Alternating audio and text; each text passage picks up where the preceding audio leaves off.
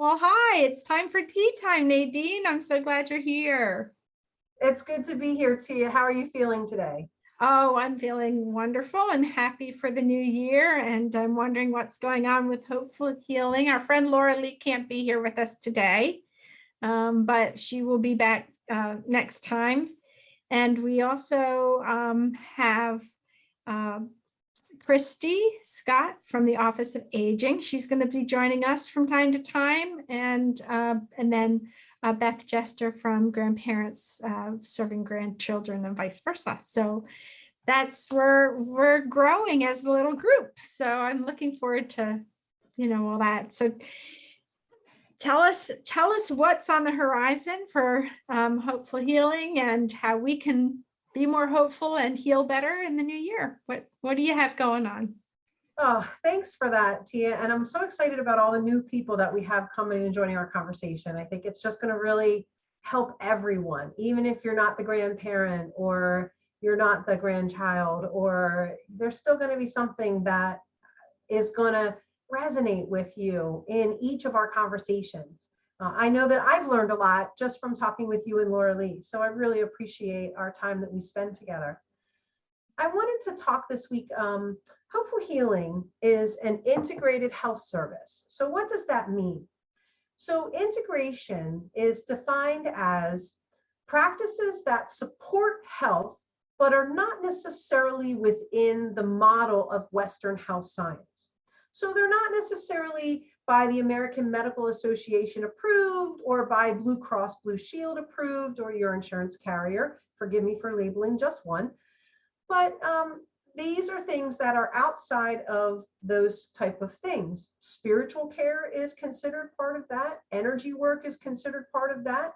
Yoga practices, Tai Chi practices, massage therapy, psychotherapy, spiritual group and support services are considered within that. There's a whole realm of everything from the very ethereal crystals and chakra alignment and belief systems through and including to, which is now considered acceptable through insurances, acupuncture for back pain and yoga therapy for back pain are considered accepted and paid for by some health providers.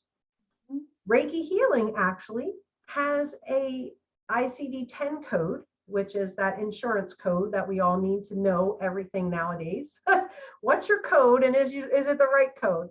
So the American Nurses Association has a code for Reiki and energy work.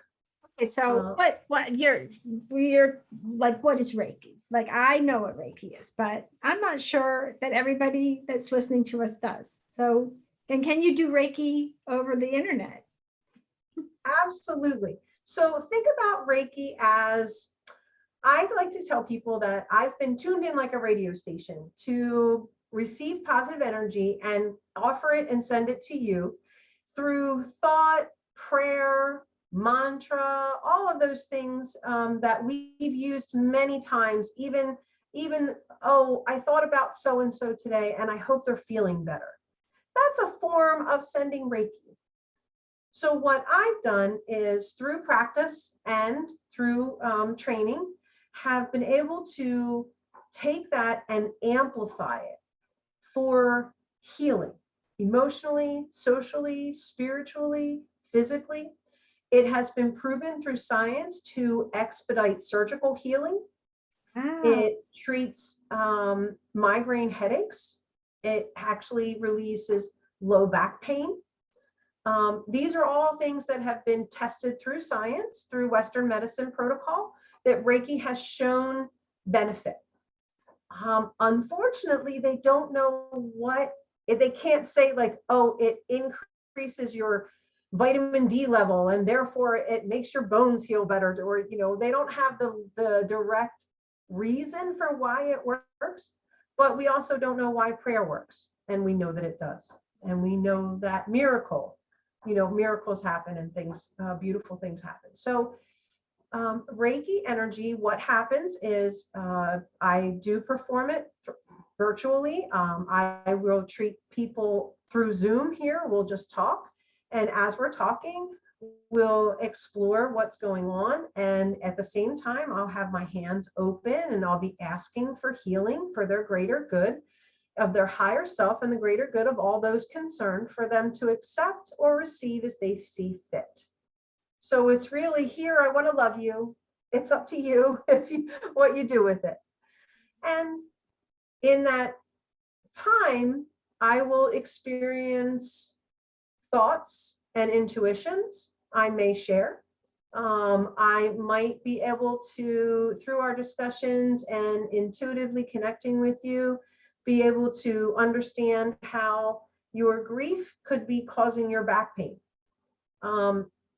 Also, through my studies, I've learned how Middle Eastern philosophy, or I'm sorry, Eastern philosophy looks at this development area, your low back, related to your first degree relatives. So if somebody's been a pain in your behind, guess where your back pain came from, right?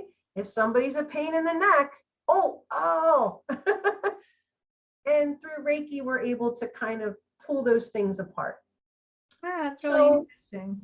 If you were to come to me for Reiki, if we were in the same room, it would look something like a massage table would be laid out, where you would lie down on the massage table and get all covered up, stay completely clothed.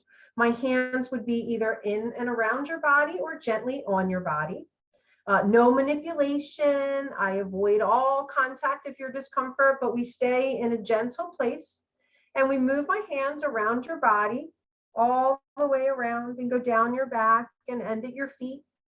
And what tends to happen is people will sometimes feel the warmth, and one of my clients said, I feel like a little zzz, zzz, zzz. So you can feel almost like the sensation when you get a little tickle at the top of your head and you get the shivers that run down your neck. That sensation, you can feel very calm and relaxed.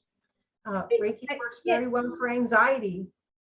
I was going to say, when I'm thinking about, the caregivers that I work with, and, that might be kind of a new and different idea that may seem really, I don't even know the word, but really foreign, different. But the part that I really like is, if you're not so sure, it's still a surefire way to lay down, be in a quiet place, begin to relax. It doesn't sound like nobody's going to be sticking, like acupuncture, as much as that works for some people. For me, acupuncture feels like a terrifying experiment.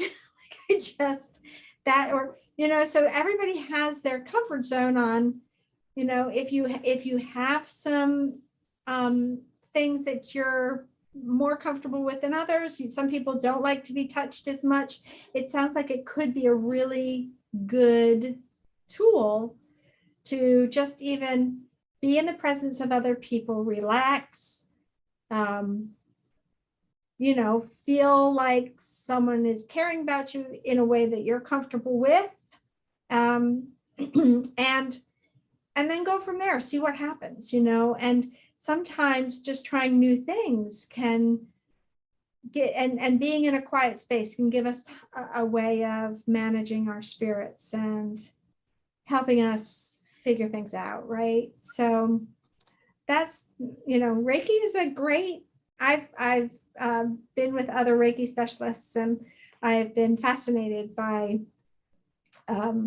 just energy. I haven't trained, but by energy fields, and by just how that whole thing for some people is fantastic. It's just a really neat way, but you certainly have to just kind of be open to what can happen. And so often we just close myself off to, things because it doesn't fit in our check boxes, right? And we're learning more and more that whether it's our own check boxes or the computer check boxes, with the robots, that sometimes the check boxes leave out the best stuff. So maybe for the new year, our spirit care resolution is to just try one thing, not religious thing, but one thing that is not part of your regular practice, whatever your regular practice is. If you pray at night, pray in the morning. If you have never done Reiki, give it a shot. If you can bend over, maybe yoga, but there's things that we can do. Let me just, we're going to do another conversation, but I want to just end this one because I know our caregivers are busy, and thank you for educating us about Reiki. I really appreciate it, Nadine. It's been a pleasure. And know that if you just take your hands and you put them over your heart and you just ask to feel love, you've given yourself Reiki. Thanks for your time today, Tia. Thank you. Be well, everyone.